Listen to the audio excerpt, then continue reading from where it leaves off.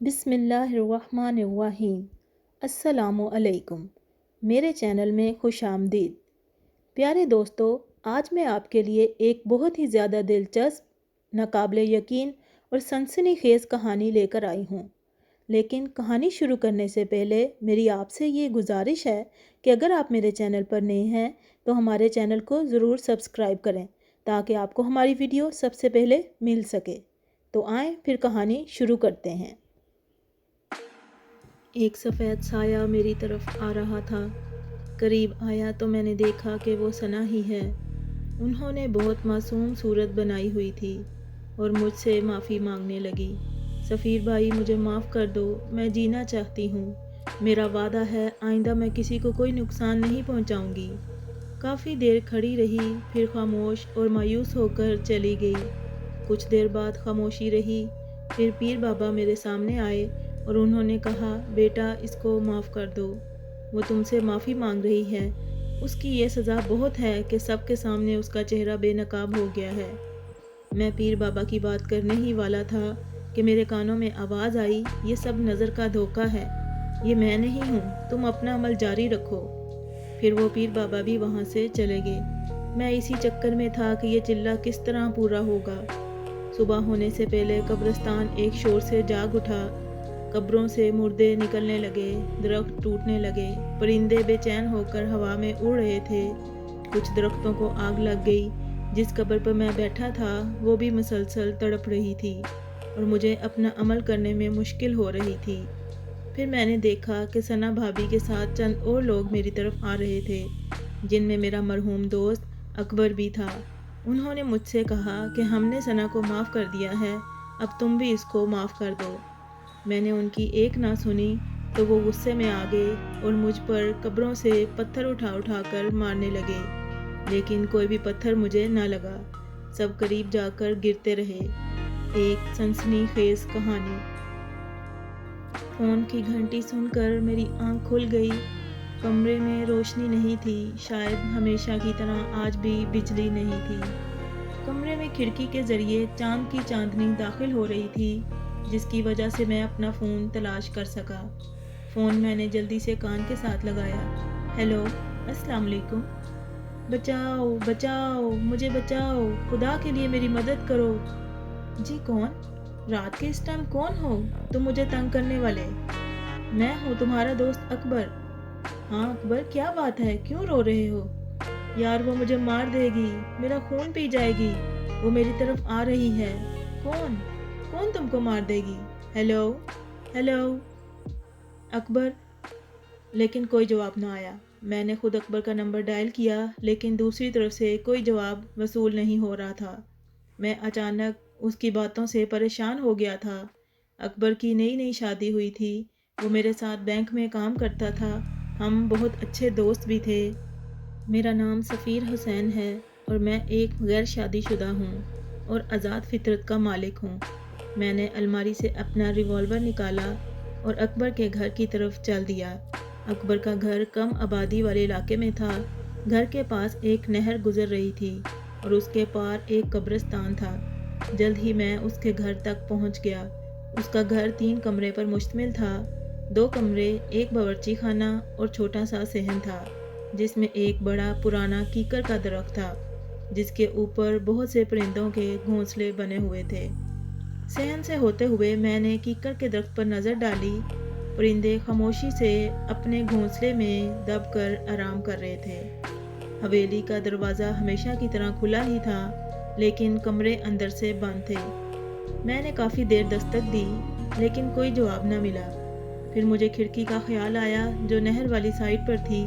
میں حویلی کی پچھلی طرف گیا اور یہ دیکھ کر حیران رہ گیا کہ کھڑکی کھلی تھی اور کھڑکی کے اوپر تازے خون کے نشان تھے۔ میں کھڑکی کے ذریعے اندر آیا۔ اب بجلی آ چکی تھی۔ میں نے بلب چلایا تو میرے رونگٹے کھڑے ہوئے۔ اکبر بیڈ کے نیچے خون میں لپٹا ہوا پڑا تھا اور بھابھی کا کوئی نام و نشان نہیں تھا۔ میں نے اکبر کو چیک کیا تو وہ اس دنیا کو چھوڑ چکا تھا کہ اچانک میری نظر خون کے دھبوں پر پڑی جو کسی کے ننگے پاؤں کے تھے، یعنی کوئی کمرے سے کھڑکی کی طرف سے باہر گیا تھا اور خون کے نشان اس کے پاؤں کے ذریعے فرش پر بنے ہوئے تھے۔ میں نے پہلے گھر کی تلاشی لی لیکن بھابھی کا کوئی پتہ نہ چلا۔ لیکن وہ قاتل ہو سکتا ہے بھابھی کو ساتھ لے گیا ہو۔ میں نے پاؤں کے نشانوں کا پیچھا کرنے کا فیصلہ کیا اور کھڑکی کے ذریعے باہر آ گیا، لیکن میں نے تھانے کال کر دی تھی اور سب حقیقت بتا دی تھی۔ پاؤں کے نشان ٹارچ کی روشنی میں بہت واضح نظر آ رہے تھے، لیکن یہ کیا نشان؟ یہ نشان تو نہر میں جا رہے تھے، یعنی قاتل نے نہر پار کی تھی، پر میں نہر پار نہیں کر سکتا تھا، اس لیے میں نے 1 کلومیٹر لمبا چکر نہر سے ہو کر لگایا اور پھر نہر کی دوسری جانب ان پاؤں کے نشان تلاش کرنے لگا۔ جلد ہی تازے پاؤں کے نشان مل گئے۔ یہ نشان قبرستان کی طرف جا رہے تھے۔ مجھے قبرستان سے ڈر لگتا ہے کہ اچانک میرے کانوں میں پولیس کی گاڑی کی آواز آنے کا شور سنائی دیا تو میں واپس اکبر کے گھر کی طرف چل دیا۔ میں نے اپنا تعارف کروایا اور بتایا کہ یہ نشان قبرستان میں جا رہے ہیں۔ میں قبرستان میں اکیلا نہیں جا سکتا، اگر آپ نے ساتھ چلنا ہے تو چلو، کیونکہ وہ قاتل بھابھی کو قبرستان کی طرف لے گیا ہے۔ انسپکٹر نے اپنے ساتھ 2 آدمی لیے اور باقی وہاں شواہد اکٹھا کرنے لگے۔ ہم قبرستان میں داخل ہو گئے تھے۔ قبرستان بہت ہی قدیمی معلوم پڑتا تھا۔ میں پہلے اس قبرستان میں نہیں آیا تھا۔ قبریں ٹوٹ پھوٹ کا شکار تھیں۔ پاؤں کے نشان اب ہمیں نہیں مل رہے تھے۔ ہم لوگ ادھر ادھر پھر رہے تھے۔ انسپکٹر صاحب نے کہا، کیا اکبر کی کسی سے ذاتی دشمنی تھی یا کوئی کاروباری دشمنی وغیرہ تو نہیں تھی؟ انسپکٹر صاحب، اکبر تو بہت ہی شریف اور خاندانی انسان تھا، اس کی کسی سے کیا دشمنی ہو سکتی ہے؟ اچھا، تو اس کی شادی کب اور کہاں ہوئی تھی اور اس نے بینک سے چھٹی لی تھی؟ سر، صبح اس کی حاضری تھی۔ ثنا سے اس کی ملاقات ایک پارٹی میں ہوئی تھی۔ اس بات کو 2 ہفتے ہو گئے تھے، تو گویا ان دونوں نے 2 ہفتوں کے اندر اندر شادی بھی کر لی۔ جی انسپکٹر صاحب، ثنا اس دنیا میں اکیلی تھی۔ ماں باپ ایک حادثے میں فوت ہو گئے تھے، اس لیے چچا نے اس کو پالا تھا۔ انہوں نے بھی اسی لیے شادی میں دیر نہیں کی تھی۔ وہ کہاں رہتے ہیں؟ وہ بھی اسی شہر میں رہتے ہیں۔ وہ بھی شریف لوگ ہیں۔ شادی کے دن میں ان کے گھر گیا تھا، بہت ہی نیک دل اور اچھی فیملی ہے۔ اچانک سپاہی نے آواز دی، انسپکٹر صاحب، یہاں پر ایک لڑکی پڑی ہے۔ ہم ایک طرف درخت میں چلے گئے، وہاں کافی درخت تھے اور ایک درخت کے نیچے بھابھی ثنا پڑی ہوئی تھی۔ میں یہ دیکھ کر حیران ہو گیا کہ وہ نشان بھابھی کے پاؤں کے تھے، کیونکہ اب ان کے پاؤں پر خون جم چکا تھا اور وہ بے ہوش تھی۔ انسپکٹر صاحب نے گاڑی والے کو کال کی، وہ قبرستان کے پاس گاڑی لے آیا اور ہم بھابھی کو اٹھا کر قبرستان سے باہر آ گئے۔ گاڑی وہاں پہلے سے ہی موجود تھی اور اس کو ہسپتال لے گئے۔ بھابھی کافی دیر سے بے ہوش تھی اور وہ بتا سکتی تھی کہ اکبر کا قاتل کون ہے اور وہ قبرستان میں کیسے آئی ہے۔ میں اکبر کے کفن دفن میں مصروف تھا۔ اکبر کا بھائی اور والد بھی گاؤں سے آ گئے تھے۔ اکبر کا بڑا بھائی اکرم بہت پریشان تھا، کیونکہ وہ اپنے بڑے بھائی سے بہت پیار کرتا تھا۔ والد کا بھی بہت برا حال تھا، وہ تو اکبر کی ضد کے پیچھے خاموش تھے۔ اکبر ہی ضد کر کے شہر آیا تھا اور بینک میں ملازم ہو گیا تھا۔ شادی بھی اس نے اپنی پسند سے کی تھی۔ ثنا بھابھی پر بھی وہ شک کر رہے تھے، طرح طرح کی باتیں کر رہے تھے۔ شادی کو تو کچھ دن ہی ہوئے تھے اور ابھی تک اکبر کی چھٹی بھی ختم نہیں ہوئی تھی، تو ثنا بھابھی پر شک کس طرح کیا جا سکتا تھا؟ کیونکہ جب تک آپ کسی سے ملتے جلتے نہیں، آپ کو کیسے معلوم ہوگا کہ وہ کون ہے اور اس کی طبیعت کیسی ہے؟ آج اس واقعے کو 3 دن ہو گئے ہیں۔ بھابھی ابھی تک بے ہوش تھی اور قاتل کا کوئی سراغ نہیں مل رہا تھا۔ میں بینک سے واپسی پر ہسپتال کا چکر لگاتا تھا۔ اکرم بھائی اور اکبر کی والدہ صاحبہ ہسپتال میں ہی تھے۔ ان کو پتہ تھا کہ بھابھی وہ واحد ذریعہ ہے جس کے ذریعے ہم قاتل تک پہنچ سکتے ہیں۔ پولیس کے 2 آدمی بھی ہر وقت ڈیوٹی پر ہوتے تھے۔ ہمیشہ کی طرح میں فارغ ہو کر تھانے گیا تو میری ملاقات انسپکٹر سے ہو گئی۔ خان میرا کلاس فیلو تھا اور ہماری بہت اچھی دوستی بھی تھی۔ میں نے سارا واقعہ خان کو بتایا۔ انسپکٹر خان کسی گہری سوچ میں ڈوب گیا۔ کافی دیر کے بعد وہ بولا، اس قسم کے 2-3 کیس پہلے بھی ہوئے ہیں۔ کیا مطلب؟ کیسے کیس خان؟ اکیلا گھر، آبادی سے دور رہتا تھا، یعنی کم آبادی والا علاقہ تھا، اور اس کے گھر میں صرف وہ پہلے اکیلا ہی رہتا تھا اور پھر شادی بھی اچانک اور ایک انجان لڑکی سے کی۔ یہ بات تو ٹھیک ہے، لیکن ثنا بھابھی تو بہت اچھی ہیں، کافی خدمت کرتی تھی اکبر کی۔ اچھا، تو وہ کہاں ہے؟ کیا زندہ ہے؟ ہاں، وہ زندہ ہے اور اسپتال میں داخل ہوئی ہے اور بے ہوش ہے۔ چلو سفیر، ہسپتال چلتے ہیں، وہاں پر ہی بات واضح ہوگی۔ جب ہم وہاں پہنچے تو اکرم بھائی وہاں پر موجود تھے۔ اکرم بھائی، بھابھی کو ہوش آیا؟ نہیں، وہ ابھی تک بے ہوش ہے، ٹیسٹ ہو رہا ہے۔ ہم باہر انتظار کرنے لگے۔ کچھ دیر میں ڈاکٹر صاحب آئے تو خان نے پوچھا، ڈاکٹر صاحب اب مریضہ کیسی ہے اور ہوش کب تک آ جائے گا؟ وہ خطرے سے باہر ہے، ہوش بھی جلد ہی آ جائے گا۔ کیا ہم دیکھ سکتے ہیں اس کو؟ ہاں ہاں، کیوں نہیں، اس کو کمرے میں شفٹ کر دیا گیا ہے۔ ہم تینوں کمرے میں آئے تو میں نے دیکھا کہ خان بھابھی کو غور سے دیکھ رہا تھا۔ یہ ثنا بھابھی ہے، اکرم نے کہا۔ اس کو جانتے ہو؟ آؤ میرے ساتھ ذرا باہر آؤ۔ ہم دونوں باہر آئے اور ایک طرف ہو کر کھڑے ہو گئے تو خان نے بتایا، سفیر، یہ ثنا وہ لڑکی ہے جو ہمیں نہیں مل رہی تھی، کیونکہ ہر قتل ہونے والے دلہا کے ساتھ ہمیں اسی کی تصویر ملتی ہے، لیکن یہ ہمیں مل نہیں رہی تھی۔ یہ کیا کہہ رہے ہو؟ کیا ثنا بھابھی قاتل ہے اکبر کی؟ یہ میں نہیں کہہ سکتا، لیکن شک اس پر ہی جا رہا ہے۔ میں تمہیں ثبوت دے سکتا ہوں۔ ہر مقتل کی شادی کے پہلے دن جو تصویر لی جاتی ہے وہ کم سے کم شادی کے بعد ہفتے بعد ملتی ہیں، اور جب تک یہ لڑکی اپنا کام کر کے غائب نہیں ہو جاتی تھی۔ لیکن اب کے بار یہ پتہ نہیں کس طرح سے پکڑی گئی ہے، کچھ سمجھ نہیں آ رہی۔ وہ اصل میں اکبر نے قتل ہونے سے پہلے مجھ سے ہی بات کی تھی تو میں فوراً نکل پڑا تھا۔ 5-10 منٹ میں اس کے گھر پہنچ گیا تھا تو شاید یہ اس وقت اپنا کام کر کے نکلی ہی ہوگی۔ میں نے اس کا پیچھا کیا، مجھے یہ معلوم نہیں تھا کہ میں کس کے پیچھے جا رہا ہوں، میں تو وہ خون کے نشانوں کا پیچھا کر رہا تھا۔ انسپکٹر خان نے پولیس اسٹیشن فون کیا کہ 2 لیڈیز آئیں۔ میں نے خان سے کہا، اگر یہ چکر ہے تو ہمیں کسی دم درود والے سے رابطہ کرنا چاہیے۔ ہاں سفیر، تم ٹھیک کہہ رہے ہو، میرا ایک جاننے والا بزرگ ہے، وہ عمل کرتے ہیں، میں ان سے بات کرتا ہوں۔ جلد ہی وہ لیڈیز پولیس والی آ گئیں۔ ہم دونوں اس بزرگ کے پاس چلے گئے۔ بزرگ کا نام پیر بابا شاہ منور تھا۔ وہ بہت نیک بزرگ تھے۔ ان کے آستانے پر ہر وقت ہجوم رہتا تھا، ہر وقت کوئی نہ کوئی آپ کی خدمت میں موجود ہوتا تھا۔ خیر، ہم نے پہلے کال کی تھی، اس لیے وہ ہمارے منتظر تھے۔ میں نے اور انسپکٹر صاحب نے ساری بات پیر بابا کو بتا دی۔ پیر بابا نے آنکھیں بند کر لیں اور وہ عمل منہ میں پڑھ رہے تھے۔ اچھا، تو آپ لوگ کیا چاہتے ہیں؟ اس لڑکی کی حقیقت، یا اس کو خاتمہ کرنا چاہتے ہو، یا پھر کوئی سخت سزا دینا چاہتے ہو؟ پیر بابا، آپ ہمیں پہلے یہ تو بتائیں کہ وہ کون ہے اور وہ ایسا کیوں کر رہی ہے؟ وہ مکمل انسان نہیں ہے اور نہ ہی مکمل چڑیل ہے۔ وہ ایک انسان اور چڑیل کے ملاپ سے پیدا ہوئی ہے، یعنی چڑیل کی بیٹی ہے۔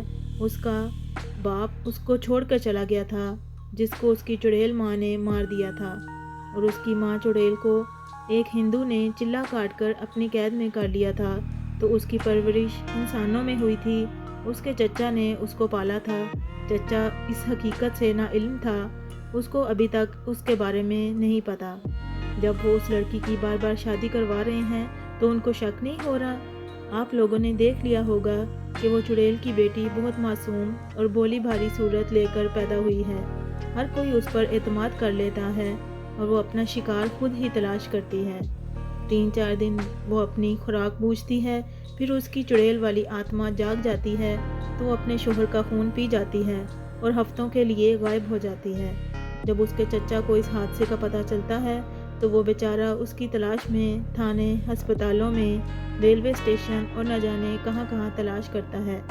جب وہ ملتی ہے تو ایک کہانی سناتی ہے اور اپنے معصوم چہرے کا فائدہ اٹھا کر کچھ ہفتے گھر میں آرام کرتی ہے اور پھر تازہ دم ہو کر شکار کی تلاش شروع کرتی ہے۔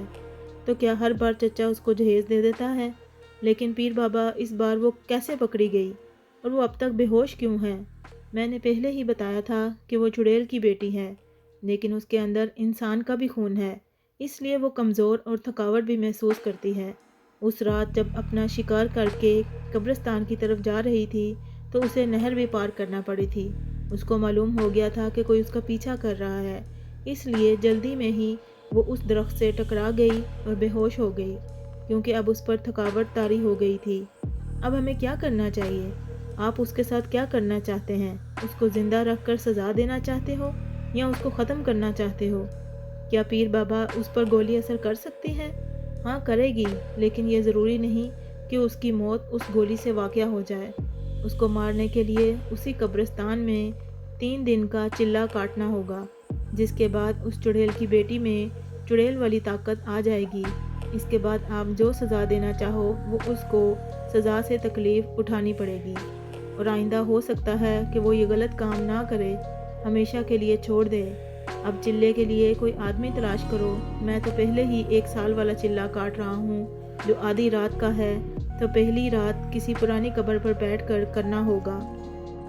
मैं तैयार हूँ। उसने मेरे दोस्त को मारा है और न जाने कितने लोगों को शिकार बनाया है। ठीक है सफ़ीर बेटा, ये लो सत्तू के दाने। किसी और पुरानी कब्र पर बैठकर इन दानों पर चिल्ला करना है और हिसार से बाहर नहीं आना। कुछ भी हो जाए, चाहे मेरी आवाज़ आए या मैं खुद ही आऊँ या तुम्हारा दोस्त अकबर भी आ जाए, तुमने किसी की किसी बात पर अमल नहीं करना है। बस मेरा बताया हुआ अमल करते रहना है और दिन में किसी से कोई बात नहीं करना। बैंक से छुट्टी ले लो। मैंने पीर बाबा की बात मान ली, लेकिन मेरा दिल तस्लीम नहीं कर रहा था कि भाभी एक बेरहम कातिल हो सकती है और वो एक चुड़ैल की बेटी है। रात का वक़्त था। फ़ोन की घंटी सुनकर मेरी आंख खुल गई तो ये इत्तला मिली कि भाभी सना अस्पताल से फ़रार होने में कामयाब हो गई है। इस बारे में और कुछ मालूम ना हुआ। मैंने उसी वक्त इंस्पेक्टर से बात की तो उसने कहा, सफ़ीर भाई, अब वो चिल्ला करना बहुत ज़रूरी हो गया है। खुदा ना करे वो कोई और काम कर दे और किसी की जान चली जाए। मैं सुबह होते ही बैंक गया और बैंक से 5 छुट्टियाँ ली और इंस्पेक्टर खान के पास चला गया। मैं पुलिस स्टेशन गया तो वो मेरा इंतज़ार कर रहा था। हाँ, तो छुट्टी ले ली है? जी हाँ। ठीक है, चाय पी लो तो हम सना भाभी के चचा के घर चलते हैं। ठीक है, मैं तैयार हूँ। और मुझे उसका घर अच्छी तरह से याद है। एक पड़ोसी से पता चला कि कल रात को जहांगीर साहब का इंतकाल हो गया है, इसलिए उनको दफन करने के लिए सब लोग उनके आबाई गांव गए हुए थे। क्या सना भाभी भी उनके साथ है? ज़ाहिरी बात है कि सना बाजी चचा जहांगीर से बहुत प्यार करती थी, उन्हें तो जाना ही चाहिए था। और उनका गांव कहाँ है? इंस्पेक्टर खान ने पूछा। और उनके गांव का नाम क्या है? लाल सुंदर वाला है और वो मोटरवे के साथ ही है, फैसलाबाद से कुछ पहले ही है। हम सबसे पहले पीर बाबा के पास गए तो उन्होंने कहा, इस बात का फ़ायदा उठा लो सफ़ीर, तुम अपना चिल्ला आज रात से शुरू कर लो। और इंस्पेक्टर खान, तुम बेशक उसके पीछे चले जाओ और अगर वो वहाँ नहीं मिलती या वहाँ से गायब हो जाती है तो मुझे इतला देना, मैं फिर अमल से पता करूँगा कि वो कहाँ है। ठीक है पीर बाबा, जिस तरह से आपका हुक्म। फिर मैं कब्रिस्तान चला गया और रात के लिए जगह तलाश करने लगा। जल्द ही मुझे एक पुराने दरख्त के पास एक पुरानी कब्र मिल गई। मैं उस पर निशान लगाकर आ गया और खाना खाकर सो गया। मेरी आंख शाम को 5 बजे खुली। अभी अंधेरा होने में कुछ देर बाकी थी। मैं अपनी जगह पर पहुंच गया था। वहां पर मैंने हिसार खींचा तो मैं उस कब्र पर बैठ गया और चिल्ला शुरू कर दिया। पहली रात सुकून से गुजरी। इंस्पेक्टर खान सना के गांव गया हुआ था। मैं घर आकर सो गया। दिन को बहुत सी कॉलें आईं, लेकिन मैंने यस नहीं की। शाम 5 बजे के करीब मैं उठा और खाना वगैरह खाया और कब्रिस्तान की तरफ चल दिया। अपनी जगह पहुंचकर मैं बैठ गया। आज मौसम भी ख़राब मालूम होता था। चांद का कोई नामो निशान ना था। हवा तेज़ से तेज़ सर होती जा रही थी और मुझे चिल्ला करने में मुश्किल हो रही थी।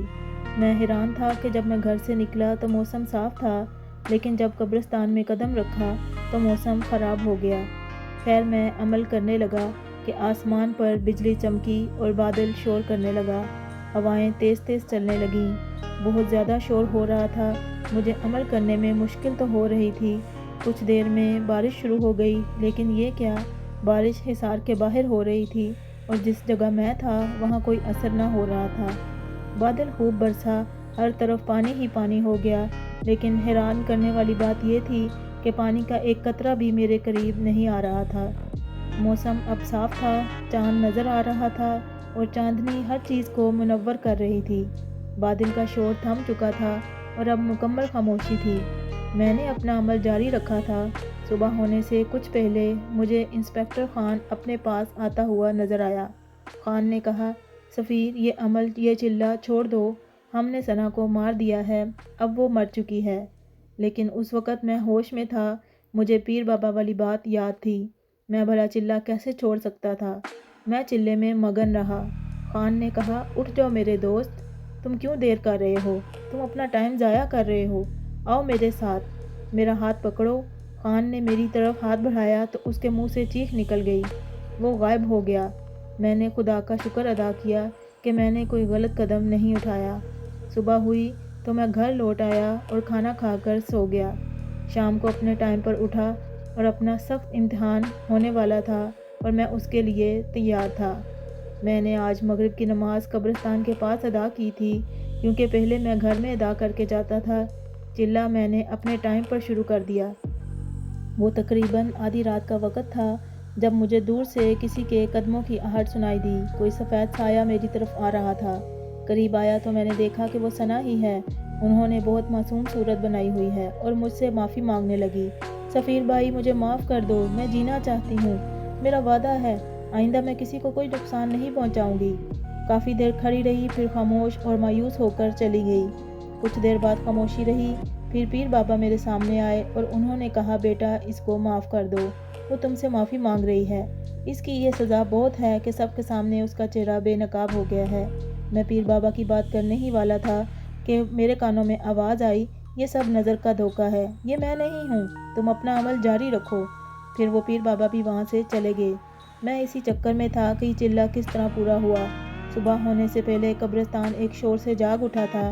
قبروں سے مردے نکلنے لگے، درخت ٹوٹنے لگے، پرندے بے چین ہو کر ہوا میں اڑ رہے تھے۔ کچھ درختوں کو تو آگ لگ گئی۔ جس قبر پر میں بیٹھا تھا وہ بھی مسلسل تڑپ رہی تھی اور مجھے اپنا عمل کرنے میں مشکل ہو رہی تھی۔ پھر میں نے دیکھا کہ ثنا بھابھی کے ساتھ چند اور لوگ میری طرف آ رہے تھے، جن میں میرا مرحوم دوست اکبر بھی تھا۔ انہوں نے مجھ سے کہا کہ ہم نے ثنا کو معاف کر دیا ہے، اب تم بھی اس کو معاف کر دو۔ میں نے ان کی ایک نہ سنی تو وہ غصے میں آ گئے اور مجھ پر قبروں سے پتھر اٹھا اٹھا کر مارنے لگے، لیکن کوئی بھی پتھر مجھے نہ لگا، سب قریب جا کر گرتے رہے۔ کچھ دیر یہ عمل جاری رہا، پھر سب مردے میرے پاس آنے لگے۔ وہ پرانی قبر بھی مجھے پریشان کر رہی تھی، جس میں سے کسی بڑھیا کی آواز آ رہی تھی۔ میں نے آنکھیں بند کر لیں اور عمل جاری رکھا کہ اچانک سب شور ختم ہو گیا۔ میں نے آنکھیں کھولی تو ثنا چڑیل کی بیٹی بے ہوش پڑی تھی۔ دور سے مجھے انسپکٹر خان آتا ہوا دکھائی دیا، کیونکہ اب صبح ہو چکی تھی۔ انسپکٹر خان نے بے ہوش ثنا پر فائر کیا اور اس کو ہمیشہ کی نیند سلا دیا۔ میں حصار سے باہر نکلا۔ ہم نے ثنا کی لاش کو تابوت میں بند کر کے بغیر جنازے اور غسل کے ہی دفن کر دیا، کیونکہ وہ نہ مسلمان تھی اور نہ پوری انسان تھی، وہ تو چڑیل کی بچی تھی۔ مجھے آج بھی اکبر کی یاد آتی ہے۔ اس واقعے کو 10 سال ہو گئے ہیں۔ اب تجھے روز یاد نہ کروں تو جسم ٹوٹ سا جاتا ہے، ایک عمر ہو گئی تیری یاد کا نشہ کرتے کرتے۔ جی تو دوستو، کیسی لگی آپ کو یہ کہانی؟ کمنٹ سیکشن میں اپنی رائے کا اظہار ضرور کیجیے گا۔